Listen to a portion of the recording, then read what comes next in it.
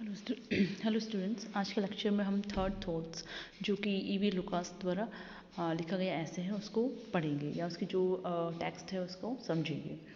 This story was told to me by a friend. ये जो story है वो मुझे एक दोस्त के द्वारा मुझे बताई गई थी। It is my destiny said he, उसने बताया कि ये मेरी किस्मत थी to buy in the dearest market and to sell if I succeed in selling at home in the cheapest. वो कहता था कि ये मेरी किस्मत थी कि मैं एक डियरेस्ट मार्केट, मतलब ऐसा मार्केट जो महंगा होता था, वहाँ पे चीज़ों को ख़रीदता था और उनको हमेशा चीपेस्ट यानी कि जो सस्ता बाज़ार होता था वहाँ पे बेचता था। मतलब वो ये कहना चाहता था कि उसकी जो ख़रीदारी होती थी वो हमेशा इस तरह से होती, मतलब उसको हमेशा घाटा ही लगता था। वो महंगी चीज़ें खरीदता था और कुछ टाइम के बाद जब उनसे जब बेचता था तो वो हमेशा चीपेस्ट मार्केट में ही बेचता था।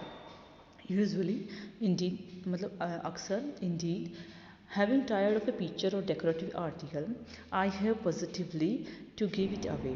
मतलब यूजुअली यानी अक्सर मैं ऐसा करता था कि जब किसी पिक्चर से या पिक्चर यानी कोई चित्र या किसी पेंटिंग से या कोई डेकोरेटिव आर्टिकल्स, डेकोरेटिव मतलब सजावट का जो कोई सामान होता है उससे जब मैं positively I have positively to give it away, जब मुझे ऐसे फील होता था कि मैं उनसे ऊब गया हूँ तो मैं उनको देना चाहता था, almost to make it acceptance by another on personal favour to me. और जब मैं उसको देता था तो मुझे ऐसा फील होता था, दूसरा जो सामने वाला उसको खरीदा तो मुझे ऐसा फील होता था कि वो मुझ पर एहसान कर रहा है लेकर। But the other day was marked by an exception to this rule. पर वो जो दूसरा दिन था वो ये जो रूटीन था जिसमें मैं महंगे में ख़रीदता था और सस्ते में बेचता, उसका एक एक्सेप्शन था। एक्सेप्शन इन सेंस अपवाद था, मतलब लगभग उसकी उल्टी चीज़ हो गई थी। So striking that I have been wondering if perhaps the luck has not changed and I am after all destined to be the most enviable thing, a successful dealer। मतलब वो इतना एक्सेप्शन था, इतना अफवाह था कि मुझे ये फील होने लग गया था कि मैं as a successful dealer establish हो गया हूँ।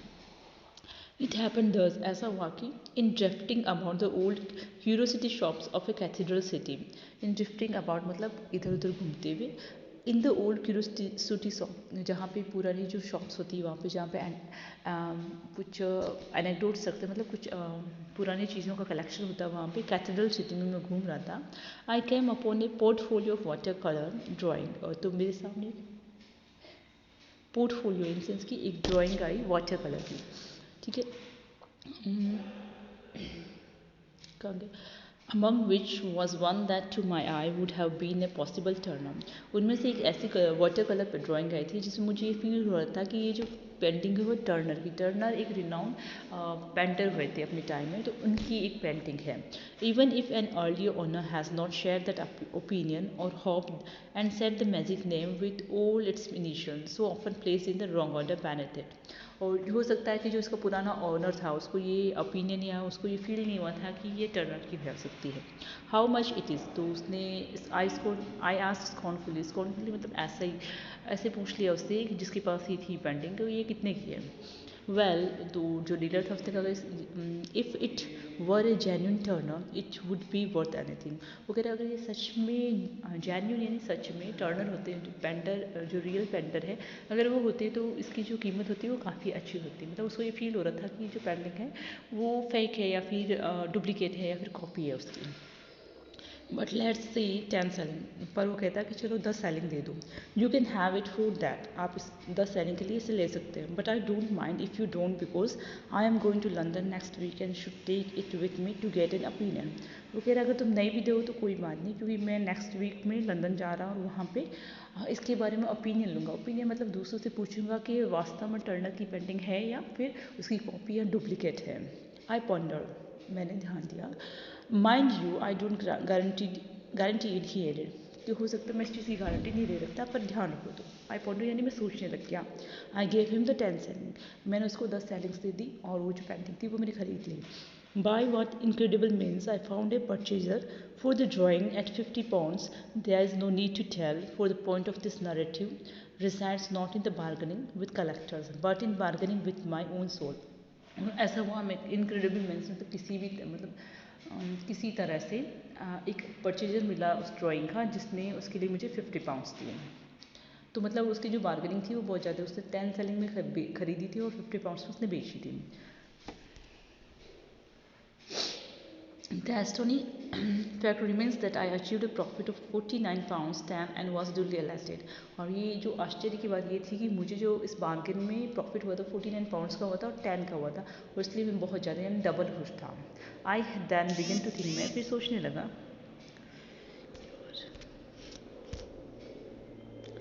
The dealer, so my thoughts run, इस तरह मेरे विचार घूमे कि जो डीलर था, in that little street by the cathedral west road, he ought to participate in this. मैं ये सोच रहा था कि जो डीलर था जो ऑल कैथेड्रल सिटी में था, उसको इस परचेज में यानी कि इस जो मुनाफा उसको मिला उसमें उसका शेयर होना चाहिए था. He behave very well to me, वो उसने मेरे साथ बहुत अच्छा बिहेव किया या बहुत अच्छा व्यवहार था. And I ought to behave well to him, और इसलिए मेरा भी ये फ़र्ज़ बनता है कि मैं उसके साथ अच्छा व्यवहार करूँ. It would be only fair to give him half, ये सही होगा अगर मैं उसको ₹1/2 मतलब जो उसका प्रॉफिट है उसका हाफ पार्ट वो उसको जो डीलर है उसको देना चाहता था. Thereupon I sat down and wrote a little note saying that the potential Turner drawing, which no doubt we recollected, has turned out to be authentic, and I had great pleasure in enclosing him half of the proceeds, as I consider that the only just and decent course. फिर वो लिख रहा है कि जो Turner की जो drawing मैंने आपसे खरीदी थी, जो सच में टर्नर की ऑथेंटिक मतलब सच में ऑथेंटिक थी, वो टर्नर की ही थी. और मुझे ये आपको बताते बड़ा हर्ष हो रहा है कि जो वो प्रोसीडिंग थी उसमें मुझे काफ़ी मुनाफा हुआ था, इसलिए मैं चाहता हूँ कि उसका जो मुनाफा हुआ था उसका मैं आपको आधा पार्ट आपको दूँ, और जो कि न्याय संगत है. Having no stamps and the hour being late, I did not post this and went to bed. क्योंकि ये मेरे पास स्टैम्प, मैंने उस पर स्टैम्प नहीं लगाया था और काफ़ी रात हो गई थी, तो मैंने उसको पोस्ट भी नहीं किया था और मैं सोने चला गया था.